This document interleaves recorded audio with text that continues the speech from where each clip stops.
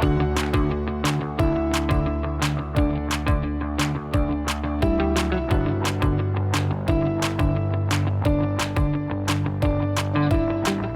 to the Paint, Rest, Repeat podcast with Ros Bay and Laura Day, where we chat about our creative lives as artists while keeping it real and a little bit messy. We're here to inspire creatives just like you to push past those boundaries and make art that you love. Let's dive in.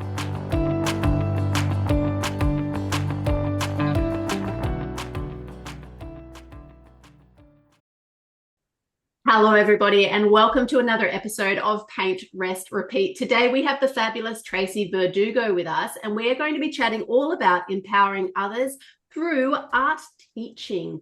How are you, Tracy? I'm doing really, really well. Thank you. Very excited to be on with you guys. Yeah, I've been looking forward to it. Yay. And Laura, what's happening in your world at the moment? Oh, we're recording this late last year, aren't we? So we are sort of in the silly season, but like things are slowing down and it's nice to slow down. I did notice, Tracy, a recent post of yours, you were saying that you're slowing things down too. So yeah. Yeah, I mean, family arrives, our youngest daughter arrives on Friday, and she works for me, so it's a bit tricky because, we could be doing some things, but we've both just kind of said, you know what, no, let's just take this time out. And so we're looking forward to that. Yeah, appreciate some family time after a big year. Yeah. Yeah, absolutely. It's hard to stop, isn't it? Well, I find it hard to stop because you get you're just like in a rhythm of the doing and the helping and the action and the blah, blah, blah, and then it's like, oh, actually, I'm allowed to stop. I'm allowed. This is allowed. And there's a part of it too that kind of feels like if you don't post something on Instagram just once a day or whatever, like the whole world's going to just fall apart, which is so stupid. But it just feels like, oh, I just need to keep a little bit of momentum going. It's like, okay, like I've seen people that go off for months and then you're like, oh, there they are. They're back again. And it's like, did we notice? Did we, it's like, no, you don't. Everything just goes. Yeah. It's a funny thing, isn't it? Laura, you're really good at that. I do like to take a step back from posting. Sometimes I announce it and then sometimes I don't. But then, I don't know if people even notice, like you said, Tracy. Yeah. We think we're like, but it's life goes on. The world goes on. Now, Tracy, just in case, there's a very, very slim chance that our listeners do not know who you are. I know who I am. I know you. Do you know who you are? Do you know who you are? I know who I am. Yes, I do. Would you mind giving everyone just a little bit of a rundown, who you are, what you do, and we'll dive deeper in a moment, but just, surface level intro for the newbies. Oh, well, I'm an Australian artist. I teach retreats and workshops all over the world and online classes as well. We live in a very small village on the south coast of New South Wales. There's 1,000 people in our village. It's a beautiful place right on the beach. There's lots of inspiration. And I've been doing this I probably first picked up a paintbrush in the year 1999. So at the turn of the century, I picked up a paintbrush. And then immediately from that art class, I started gathering the local neighborhood kids and teaching art classes after school. That went on for 12 years. And then the whole idea of workshops for adults kind of came into my sphere through other people's blogs, through seeing other women doing this thing that I thought was something amazing, and kind of planted a seed because the girls were still, at home at the time, but it was definitely a seed of something I wanted to do once I'd left home, and that's where I headed in that direction. Yeah. It's pretty amazing, really, isn't it? Incredible. Because I mean, it sounds like you had a bit of a life transformation, like a bit of a redirection. I think I saw somewhere that you were a teacher's aide way back when. Yeah. So during that time that I was teaching kids art classes, and just the regular family paying the mortgage and trying to get some renovations done and all of that, and just kind of struggling week to week. So I was doing the kids' classes after school. Marco was working as a builder, and we just needed a little something extra. So I kind of had this idea that if I could get into the school system, I have big ideas all the time, but if I could get into the school system, I could help to revolutionize the art side of things, and I could come up with some program that could like be sent out everywhere. Anyway, I ended up in special ed, which was amazing and fantastic. But I also realized pretty quickly that it's quite hard to get things to change in the education system. There are lots of roadblocks and lots of fantastic ideas that never go anywhere because of the infrastructure and the bureaucracy. So that was 7 years of just working with these beautiful boys with autism, and actually gave me it afforded me a lot of time to be online as well. I hope my old boss is not, well, she's a good friend, so she wouldn't care. But there was lots of downtime because, I'm there at my laptop and I'm just overseeing things with the kids. And that's when I kind of started finding all of these amazing artist blogs. So, around about 2010, that type of thing. And like, just little sparks were going off all over the place of what the possibilities might be. Yeah. So back then you were in the blogs, but were online courses like a thing at that stage? Or I feel like it would have came a bit later because there was like sort of a swirling, and I think there was that releasing. whole switch over when digital was just starting to become a lot more accessible for people. So there was some really old school artists on there. What's his name? Robert Burridge, and he's probably in his mid 70s now, in California, and he had these things called Bob Blasts, and he sold videos online with instructions and things like that. And he's continued to kind of keep up with the times and is doing things online. But I guess, before that time, it was probably more like artists making videos and people buying their videos. And the whole thing of like signing up for an online class just wasn't really okay. Yeah. Videos and DVDs, like what Yes, yes, exactly. Hard copy. I remember them though, like cassette tapes, all of them. Yeah, I mean, I had my Walkman, and I would walk on the beach listening to all the motivational speakers that I loved, and Sure. so many things have just changed so quickly. It's very true, isn't it? And like, now I think the big shift, sorry, this might be a big topic changer, but the big shift now is AI. Like that's what we're going through now. It's like, it's almost like when this, computers were invented, changed everything. And now AI is about to change everything as well. And you see a lot of like, people like really freaking out about it and being angry about it. It's like, why do that when it's here? And instead, we just have to kind of learn to creatively figure out what we can do with it if we want to have it in our world at all. But I think it's handy. It's definitely been handy. I agree. But you know what? I think the anger piece, I think it's okay for a limited time because I think that's part of processing sometimes. Yeah, for sure. But as long as they don't get stuck in that, because it's a wasted energy at that point. Yeah, it is for sure. Yeah. Anyway, sorry, just a little tangent. That could be another whole podcast. I'm back in 6 months. We'll talk about AI. Yeah. Who knows what will happen by then. So Tracy, tell us a bit about, so you did that initial first art class that really inspired you, and then you went on to do your after school teaching and teaching kids and things like that.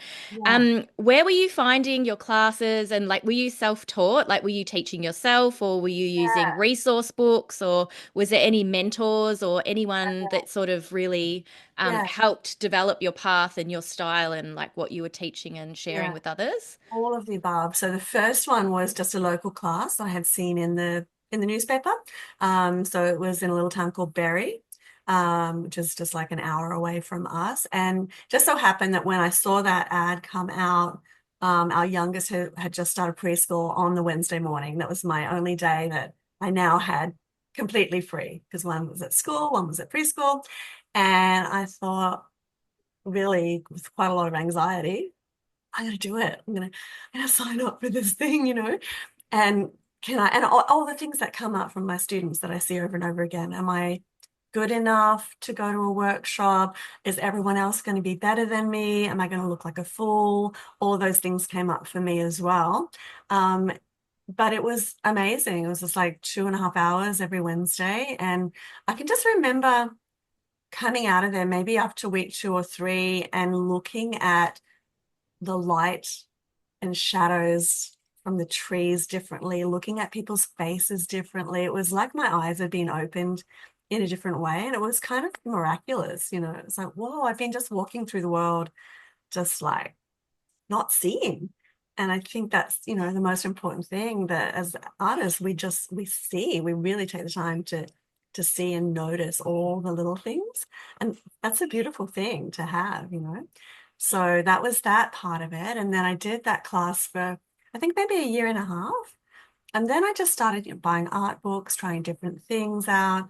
And then I enrolled 20, I think 2009 in a fine arts degree through Curtin University, through Open Universities Australia. And I went through with 2 years and a bit. I was in my third year, so almost, I just had 6 units to finish. And at that point, 2011, the business just started to become bigger than what I could manage while still being a mom, while still, you know, just I was in a place where I was getting a lot of opportunities. I'm like, I just can't do this full-time degree on top of. And so I had to make the decision to let that go and not finish it. And I think you have a 10-year gap. So I think we're about 10 years, like a window to kind of get back to study.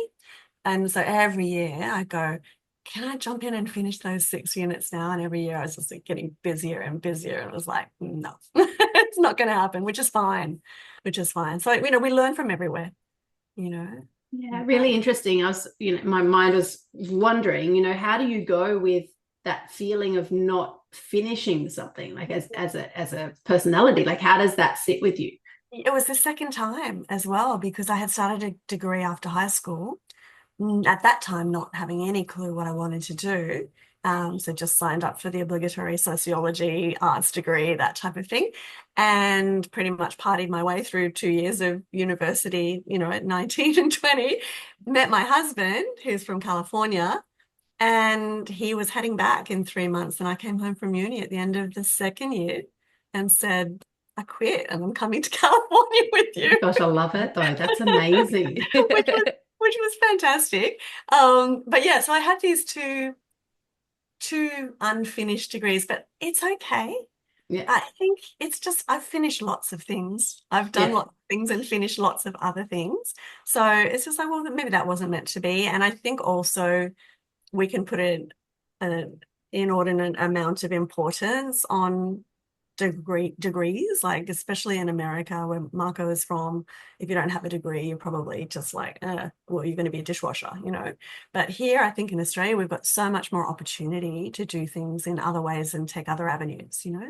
And I think now as well with the online world, yeah, like anything really truly is possible. And you know, the other thought that popped in when you were talking about your fine arts degree was that you don't actually need the fine arts degree to succeed in art. And I'm sorry for those people who are listening and battling their way through a degree or have a degree, but I don't personally believe that you need one. What's your take on that, Tracy? Yeah, I also feel like things are moving so quickly that it's impossible for an institution like a university to kind of keep up with the speed of how things are moving. So if they're, for example, teaching, I don't really know, but if they're teaching a marketing aspect of marketing your art, I really don't feel like there would have been enough time to change the curriculum to get to the point where they know what is the thing that's happening on Instagram right now that you need to be doing, because that's changing like every week, you know, and so they can't keep up with that. So there's I think there'd be a lot of wasted time. I think that, people would have to be doing other things as well.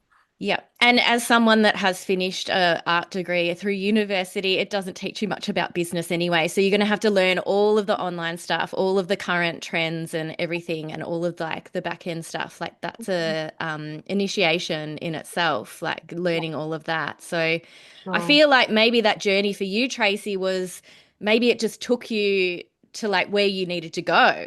Like you didn't need to finish it because like you had this flourishing art business anyway. Yeah. So it was just a choice point of like, well, do I finish it or do I just like invest fully in my business? And and don't get me wrong, like there were lots of things that were within that degree that really, really helped me, you know, sketchbook practice, validation, even from the different tutors and professors that I worked with who saw things in my work. So I think that maybe if you were in, because our youngest daughter did a degree through COFA, University of Fine Arts, New South Wales, and I think that perhaps going there and doing it in the physical and that community side of things and that collaboration side of things could lead to, outlets within your art career that you wouldn't get from doing it online. So, yeah.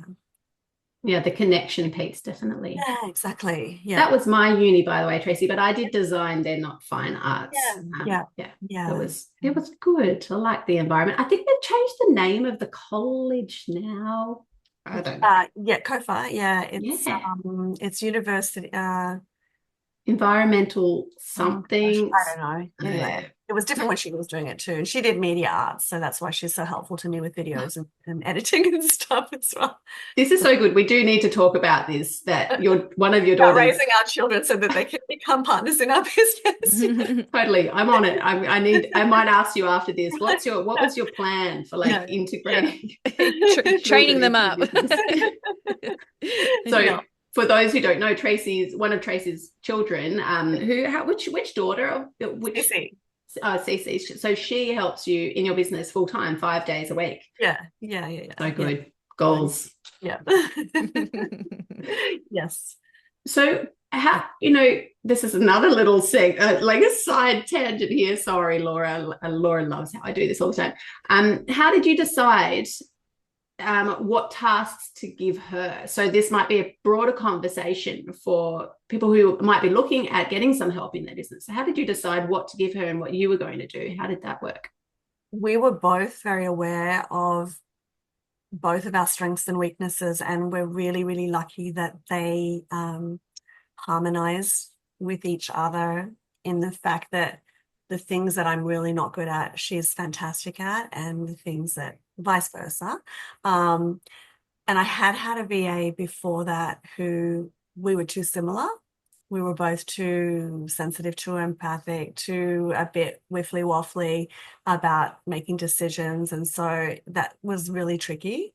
And then when Cece started working with me, it was a little hard the first couple of years because you've got the mother-daughter relationship, but now it's like she's bossing me around, she's like telling me, I need to stop having all of these wild ideas or put them in an idea box because we have to focus on this thing that we're doing right now, and I'm like, oh, but I love coming up with lots of ideas. So we did come up with this idea of this little fictional idea box where we put them for later. And she has just really been able to structure my days for me. And we're very open with talking about anything that comes up, anything, both quite philosophical and into psychology. So even if we're different, we also have those similarities. So we can have really good chats about that. And it's also nice to have someone to just debrief with, if you might get a particularly irate email from someone just because they couldn't get into their class and they've emailed me at 1 a.m., 3 a.m. and 5 a.m. our time, right? With cap letters. I'm reporting this to you're a scam. Oh, wow. Then you have someone really nice to go, hey guys, really looking forward to the class, and just can't seem to get in for some reason. Could you give me a hand when you're able to? So there's like this, so it's nice to have someone to kind of go, oh my God. Did you see that one come in? It's hard not to take that stuff to heart, but it's hard not to be affected by that when you run your business in such a authentic, heart-centered way.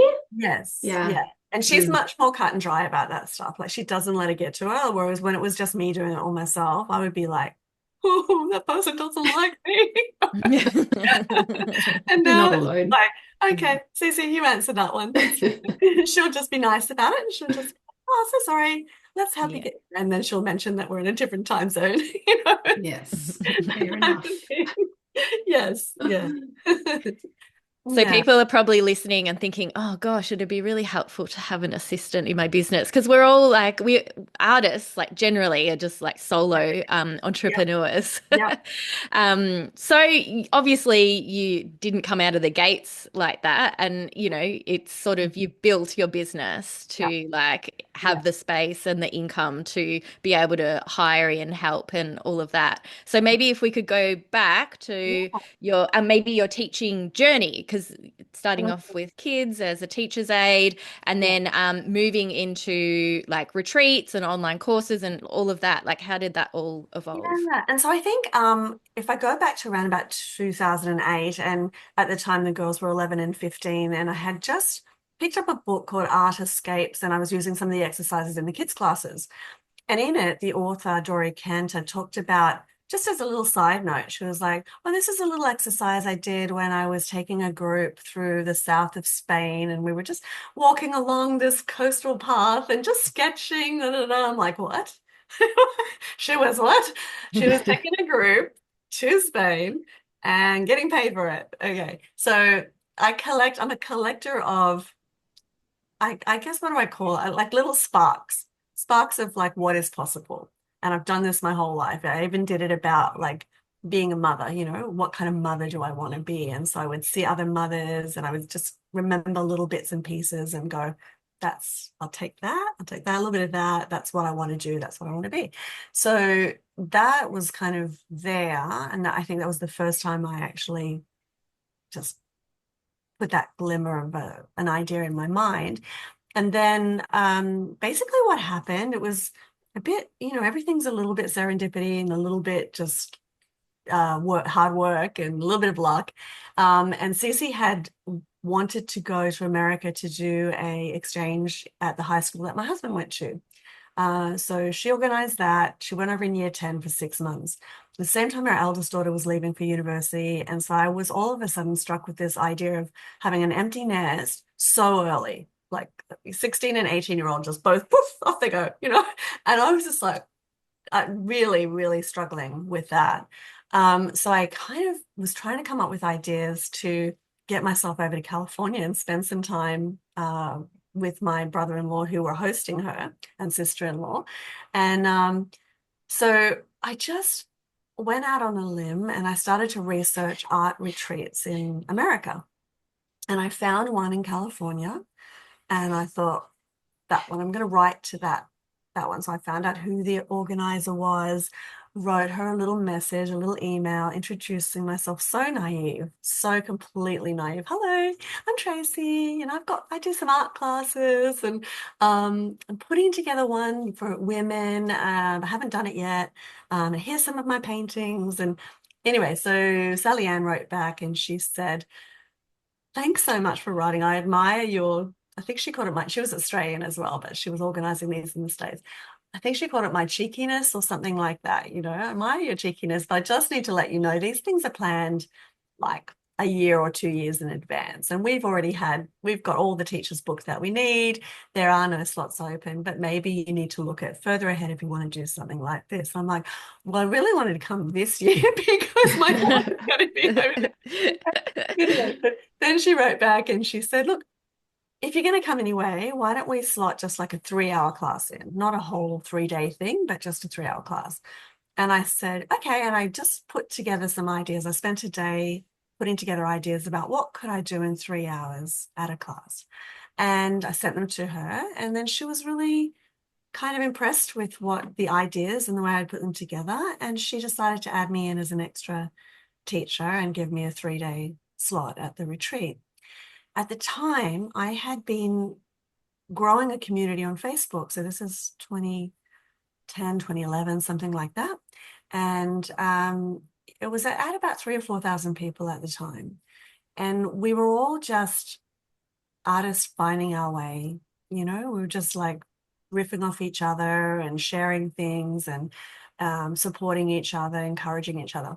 So when I posted in there, like super excited that I was going to come and teach at this art retreat, And all these American women suddenly jump on and say, oh my God, honey, if you're going to come all this way, you need to come to Florida. Come to North Carolina. I'll host you. We've got a place here that you can do a retreat. Oh, Wow. so within about a week, I had a 3-month solo tour lined up, and I had never traveled by myself.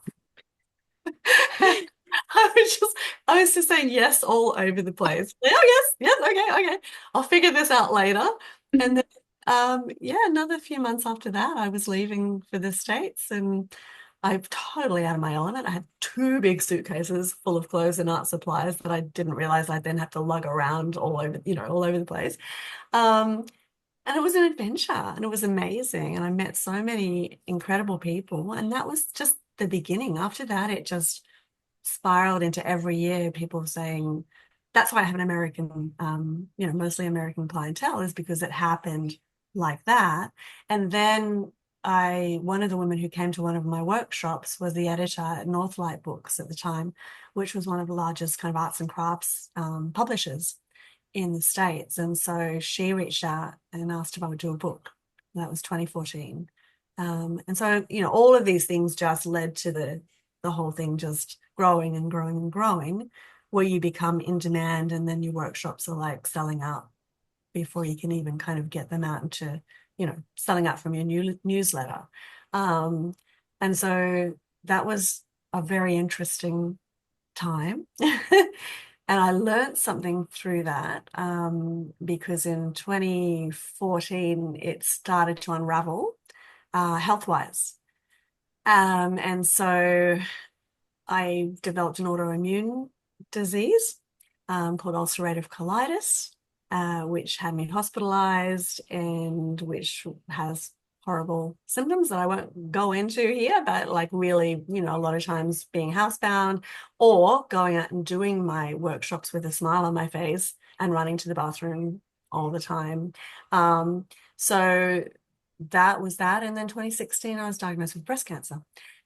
So at that point, I said, I think I need to take a year off from this elevated kind of sense of continued excitement that I'm never stepping down from.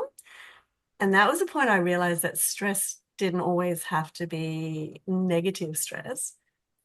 Stress can also arise from really positive and exciting things happening in your life, because you're amped all the time. You're just like, today an email came in from the south of France and they want me to come and teach there. All of these things that are never new to you.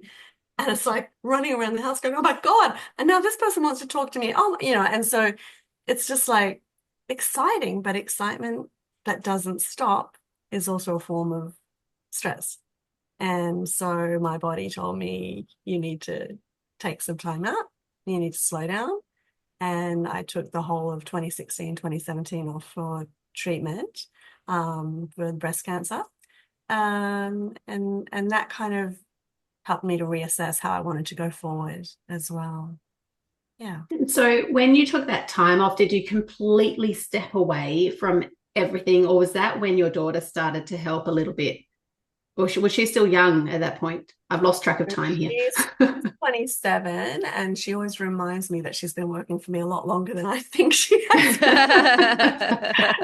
Time's just a wibbly wobbly thing, especially with COVID thrown in the mix. It's kind of like 3 years just got like, and you go, you've been working for me for 5 years? She's like, oh no, more like 9, So yeah, she did step in, and we still were so when I'd say I took the time off, I think we were still working on developing ideas, putting out some new online classes, that type of thing. But I just wasn't as I stopped saying no to new things at that point, and realized that I couldn't do that. And there was also a big lesson in there about my own acknowledgement to myself that I am a huge people pleaser and I want everyone to really like me. And so, I think that's quite common with women.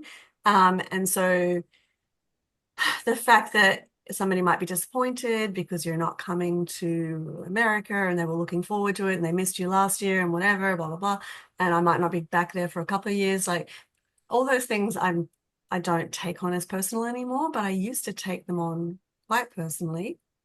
And I used to let people in a lot more, like in saying that, like really interact with people and their stories and the dramas that were going on in their lives. And then I would receive emails that were far too much information and things I really didn't need to take into my world. And so Cece's been really helpful in being like the boundary between the professionalism, I guess. It's like you can be the person that is really, I'm interested in humans, I'm interested in stories, I'm really curious, but it takes its toll on you also when everybody's giving you their stuff and want to actually help them navigate that stuff. You just can't do it. You can't do it it's hard enough to do it for your own family without opening yourself up to do it for thousands of people. Yeah, and you want to be able to serve people in a way that's heart-centered and all of that, and be there for people and all of that jazz. But there is that line somewhere, because you have to look after you, and if there's no Tracy, then there's no support for anybody. Your beautiful clients. So there's a lot of lessons around that, I think, for women. A lot. And I think some people, like guilty, have to push themselves to that limit to actually know where that boundary is. And that's not necessarily a bad thing. Just I think different people are made different ways. And so you definitely hit that mark, and that you learnt from that, which I think is, important, that you learnt the point there. And it doesn't mean you pull back completely. I still love knowing what's going on in people's lives. And if I remember a snippet and I mention that, on a post when I haven't heard from them from a while, I'll say, how's your mom doing? Because I just remember 3 years ago, something was happening with that, So I still do it, but it's just a different, I don't know. It's just I'm not allowing myself to fall into it so much and let myself be affected emotionally. Just from a self-preservation point of view, I guess, like being in spaces with other people, and being an empath. It can be penetrating, and like, you want to have some level of connection and warmth in your interactions, but then it's also like, having that self-preservation as a way, like protecting your energy too. Yes. We don't want a world without Tracy at her best. So we'll support you on this mission. Exactly. And that's been interesting too, because when I used to do retreats, I would be like hyper aware that people had paid a lot of money to come and hang out. And so I would be like, so I need to be there for breakfast, lunch, dinner, I need to be there talking to people individually. And that is a burnout, recipe for burnout as well, so I've become very, very good at asking for help, for one thing, like not being a martyr and saying, okay, everyone's left for the day, I'll clean up the whole studio. It's like, heck, let's all pitch in. Women get this, we get this thing done in 10 minutes. It'll take me 3 hours by myself. Or saying, I'm going to skip dinner tonight. I just need a night in my room. I'm going to get a takeaway pizza and I'm going to watch some Netflix because I just need some alone time. And you know what? I reckon 95% of people are cool with that. There might be the odd one or two that go, I wish she had gone out to dinner with us every night, but it's okay. It's all right, So and if they don't get it, they're probably not your people. Right. I'll say it. You don't have to say it on a podcast interview. It's true. It's true. And I also build in lots of time now. It's like I don't actually have to teach 8 hours a day when I'm on a retreat. We can have a morning session, and then everybody can have a nap or come back out to sketch or swim or go for a walk, whatever you guys want to do. And I think people actually really appreciate that inbuilt time to relax as well, So Tracy, you might not know, but Laura's just designed her very first retreat. So I know, I'm like very relevant. And actually my schedule is like, I have been like quite flexible with my schedule, so I'm like tick tick tick. I saw that, and your wording was really good, around building in time for self-care and for introverts and things like that. And that's the thing, like artists are yeah, artists are introverts. And actually, even the people that have signed up, they have said to me, I Yeah. might need to take some time to have a sleep, or I might need some time away from the group Yeah. because I am an introvert and I need to go It's back to my exhausting. room. Exactly. So, yeah, I feel like just being flexible in that way. And then that helps you as a facilitator as Yeah. well. So, Yeah. yeah, I think that, that sounds amazing. It's Yeah. a And tricky one to navigate though, because I was about to say that if I had a retreat, it would be back to back. There'd be like 8 things in every single day. Yeah. But it comes from this place of wanting to give Yeah. everyone, right? So they're paying you money. So Give you them want the to give them value. back Yeah. value, yeah. But maybe actually the value's not in the number of activities. Right. It's in the overall experience, and that's where Yes. Got knowing it. who's Bingo. coming is going Yeah. to be Yeah. relevant. Yeah. and building the community. So, how many years have you been running retreats for, Tracy, now? Okay, so I'm just thinking. So I started off with workshops. I started off Mm. with 2 and 3 day workshops. So that was like 2012, 13, 14. I'm just trying to think the first time I did a retreat. Um, oh, 20, I think 2014 was the first time I did 2 retreats in Bali. Hmm. And 2014 through to 2023, I organized all of my own retreats, except for 1 or 2 here or there that were like a friend kind of helped organize, and she took a profit share. Um, but mostly I was the one that was like finding the venues, finding the hotels, setting up all the dinners, setting up all the day trips and all that type of thing. And that was a lot. It was a lot. And then also dealing with the actual admin of signing people up, and then the people that might need to cancel, or trying to getting your terms and conditions even like really succinct, so that you then have to put on that business thing and say, look, I'm sorry, after a certain time, there is no refund unless we can fill your spot. And it's not actually on us to fill your spot. Like, you can be proactive in helping to fill that spot too. So you've got to find all the ways to say these things in your voice, but also, I don't know. I think I don't know. I'm going to speak, not going to speak for all women, but one thing that Cece has taught me is that maybe my generation, we try to justify everything and we namby-pamby around a little bit. And so if somebody has like a really bad problem, like their husband's had a stroke and now they feel like they can't come, I'm immediately going to try and find a solution to help them. And sometimes have given like not a refund, but like, you could come to another retreat in the future, that type of thing. But even that gets messy, because then you're actually taking away a spot from the future retreat. Someone else, yeah. So Cece just deals with all of that now, and we really, really stress for people to get travel insurance. Yeah. Because then that takes the onus off us. And then if they didn't take the travel insurance, well, it is back, unfortunately, back to them.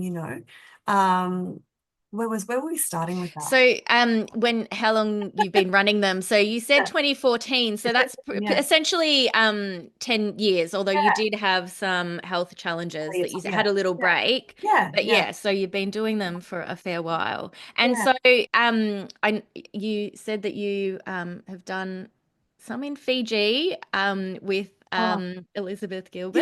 yeah. Yes. Um, Was interesting.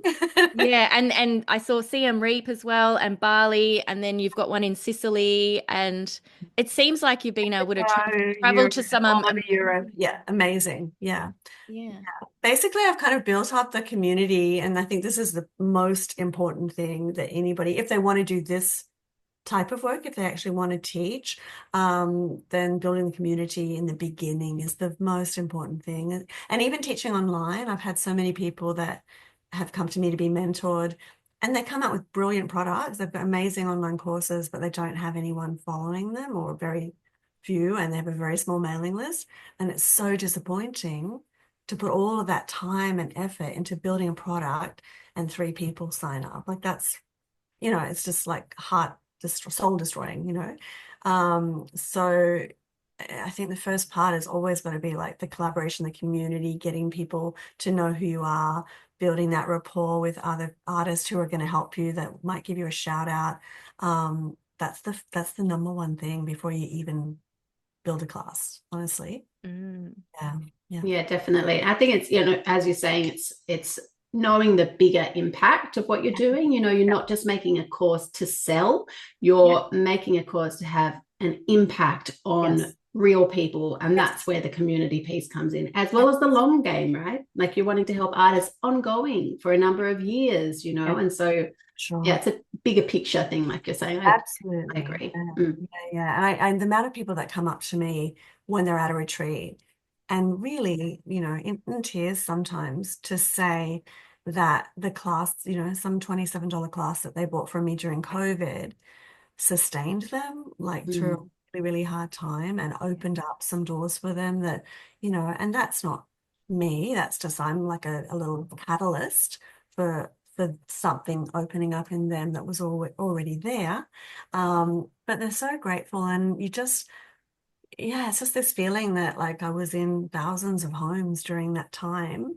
People say, I just had your voice on in the background because it's really calm, it's like, and I just needed that at that time. It's like quite mind-boggling and humbling to think about the reach that your work has, and it's amazing. Yeah, I've got goosebumps and slightly teary eyes, because what that brought up for me is that you are the spark for these people. You're talking about the importance of sparks and how they are part of your life, always have been, and you sort of just collect them. But here you are doing that for other people, and I just think that's amazing, Tracy. Well, thank you. I've not thought about it that way, so thank you. Yeah. All right, keep talking. Can we talk about your connection with Elizabeth Gilbert and how that happened? Like that's kind of like amazing. Yeah, so I guess this is another one of those things of not being afraid to put yourself out there and letting go of it's I don't know, it's like, okay, there's two different ways. How do I explain this? Sometimes I've come across people who they're putting themselves out there, but it's completely apparent that they want something from you. Like it's like the commodity thing. I just have a memory of going to a women in business kind of networking thing, and I won't say what it was or anything, but I think the person who was running it knew about my affiliation with Liz. And from the minute I walked in, even though I'd never had anything to do with her, I was treated as like this guest, like sit at my table, sit with me, and then the conversation very quickly went on to that. And then I was just like, after she kind of figured out that I didn't have any like real lasting, amazing friendship with Liz, it had been like a series of circumstances. I was then kind of like banished over to this other table. Moved to the worst table in the house after. I was like, you're no use to me. I think I'm not going to really be, this is not my person, this is not my kind of. Oh, no, that's a bit too much, isn't it? A bit too much. Like, it was very obvious. It was super obvious. But anyway, so what happened with Liz was when she was writing Big Magic, she was very visible on Facebook at the time. And I had just finished writing my book, Paint Mojo, 2 years before it had been released. And there were honestly so many things, so many parallels in what she was speaking about and in what I spoke about in my book. And my book was a series of personal stories around letting go, releasing fear, stepping into your creativity. Each chapter is based on a different thing, being imperfect, all of that type of thing. And then there were tutorials that went along with it. And then I had contributing artists that all had their own personal stories. So it's a great book if I say so myself. Anyway, it's still selling really well. But so I would just keep on seeing what she was talking about and I'd be like, oh, I was talking about that too in mine. So I jumped into her Facebook group or community as kind of like a regular person, just chatting with people. And then one time I had started playing around with putting inspirational quotes on my paintings, and then just been posting them online. And so I just posted one in the group and I had a little blurb about, everybody having the potential to, to shine, and everybody has creativity as a birthright. And so, when you post something in someone else's group can get zero visibility, but when they repost it, especially when they are Elizabeth Gilbert, you suddenly get 14,000 shares of your work. and people in your inbox going, oh my God, Liz Gilbert just reposted your thing. Anyway, so I thought that was great. And then down the track, like I didn't start doing it all the time, but I was just still a member of that group. And then down the track, I had another little one. I thought, oh, that might be relevant to something she just said. So I posted another little one with an inspirational quote. And then she took that one, and then suddenly she said something like, Tracy Verdugo is the artist in residence of my page. I'm adopting her as the artist in residence of my page. So that was massive. And then we started to talk a little bit back and forth on Instagram, just messaging about different things. And she would post every now and again and just give me a bit of a little boost. And then she was coming to Sydney on a speaking engagement. And I booked in with my then VA, and I took a little bag of presents for her, a little painting and some different things, if I got the chance to meet her. So Q&A at the end, I went and lined. I was petrified. I was so scared. I couldn't even think of a question. I'm like, I hope I think of a question by the time I get done getting to the line. I'm like, you know, when you go blank because it's the most important thing that, like, and anyway, so two people in front of me finished up, and then the announcer said, okay, that's the end of Q&A. Everybody go back to their seats. So I went back to my seat with my little gift bag. And it was at one of the universities, and it was a stage that was low on the round. So you could actually walk down the steps and walk onto the stage if you wanted to. So my VA, Kyla, said to me, you better just go down there and go backstage. You're not going to come all this way. She knows who you are. Like, go down there. And I'm like, I can't. There's no way I can't do that. No way in the world. And then I had 6 other friends in the audience who were all texting me. Sally Ann was the one that gave me the first gig at the art retreat. And they're all texting me. They're like, go down to the backstage. Just go. Just, what's the worst thing that can happen? They'll throw you out, So I just took a deep breath and I just walked across the stage and opened the black curtain. And then she was out there. It was kind of like washing machines and dryers and stuff. And she was talking to the announcer, and they just turned around and, of course, looked at me, blank stared, like, what are you doing here? And I said, oh, hi, Liz. I said, I'm Tracy Verdugo. And she went, oh my God, Tracy Verdugo. And she came over, gave me a big hug. And I said, I've got some presents for you. And she said, come on in. What do you want to do? You want to take some photos? Do you have any friends here? Like, she's just so friendly and personable. And so I texted all the friends in the thread. I'm like, she said she can come in. So next minute, in there, and we're all taking photos, and that was fantastic. And then we just continued on every now and again, just having a little bit of a back and forth in DMs. At one stage, she was going to come to Cambodia with me, and then lots of things fell apart in her life, which I'm sure you know of, with Raya, her lover, dying and all of this. And she kind of wrote to me and said, I don't think I can do Cambodia right now. And then very shortly after I actually did that Cambodia trip, I was invited to go to Fiji, like 10 days after. Again, that was an Ultimate Girls Week away. They had all their teachers. They were not accepting anymore. And Liz actually got her. She said, I'll get my people to reach out to their people. Which she did, because she said, I really, really want to come to your class. Surely they can fit you in. So they did. And I had a week on this incredible island with like 120 women, all just amazing women doing different things. Liz did a whole day workshop. You could choose to go to 2 little 45-minute workshops, whether it was dance or art or whatever. And Liz signed up for both of mine with her. I'm like, don't you want to do somebody else's as well? She's like, no, it's your class. So special. And yeah, so that's kind of the story there. Yeah, really, really lovely connection.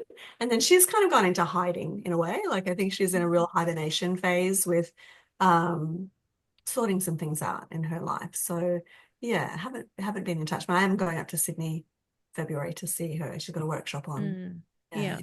So Yeah, amazing. Amazing. I love how like it's just flowed, like you've just had throughout your career like some amazing like things happen, and you're actively involved in like putting yourself out there, but then you're also like welcome to receive like just the opportunities just to flow.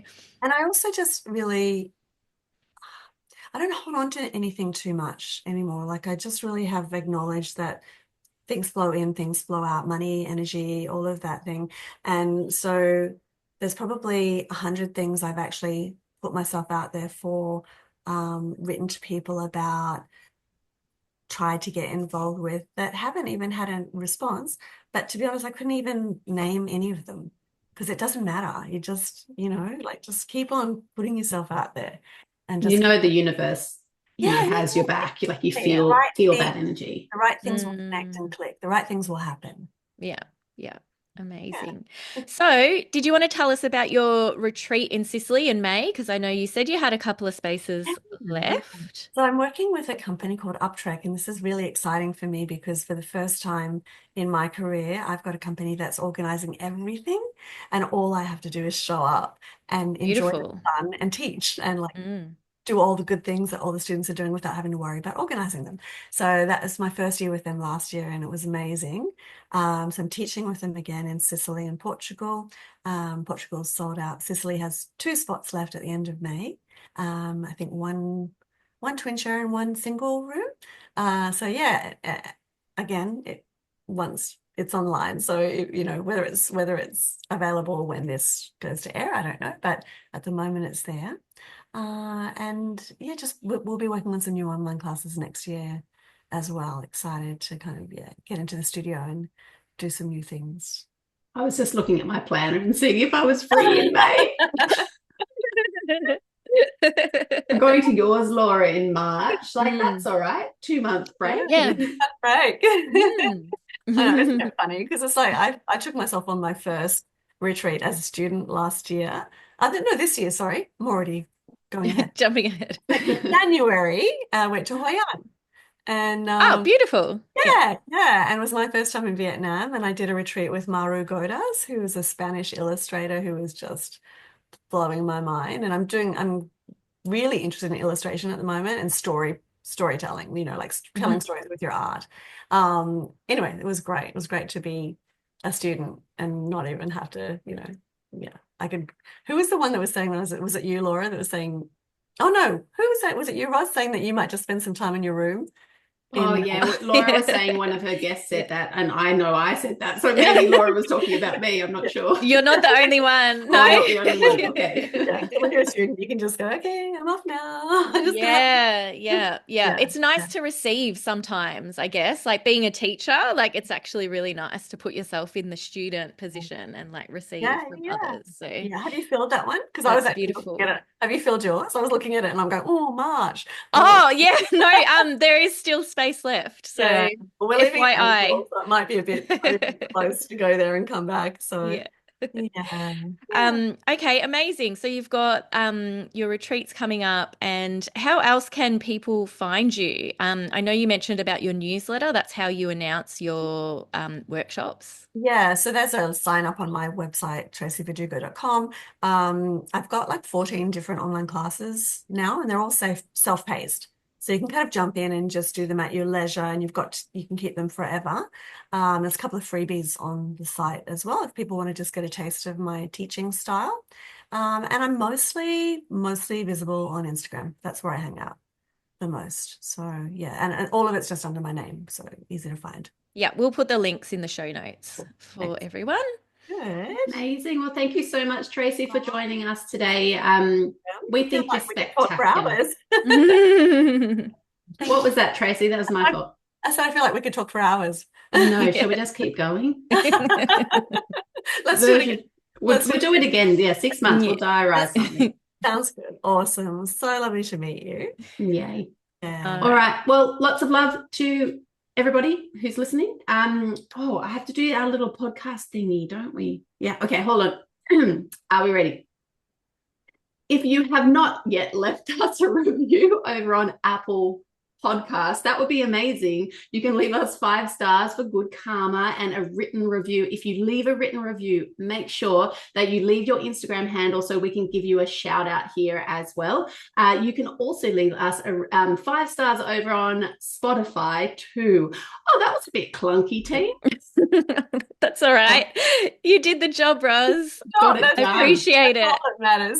Yeah, done is better than perfect. Yeah, sure. All right, see you all soon. Bye. Bye. Bye everyone.